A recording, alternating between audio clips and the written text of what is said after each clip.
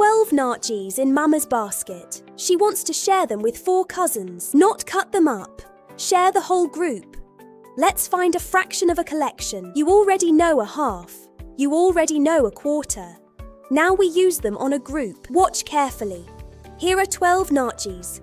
A quarter means 4 equal groups. So I share them into 4 piles, one at a time. One each, one each. Keep going. Count with me. 3 naartjies in every pile. 4 piles of 3 make 12. So 1/4 of 12 is 3. Each cousin gets 3 naartjies. Now a half of the same basket. A half means 2 equal groups. 12 naartjies into 2 piles. 6 and 6. Half of 12 is 6. Do you see the trick?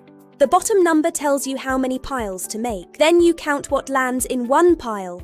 That is your answer. Let's do one together. 8 marbles. Find 1/2. 2 equal piles, please. 4 and 4.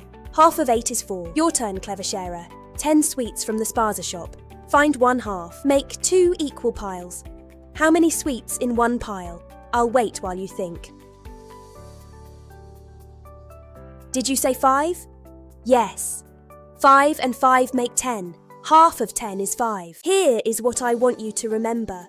To find a fraction of a group, share into equal piles. Then count just one pile. Let's look back at what we did today. We shared 12 naartjies into 4 piles to find a quarter. We shared them into 2 piles to find a half. And we learned the bottom number tells us how many piles to make. Next lesson, we take our sharing to the spaza shop.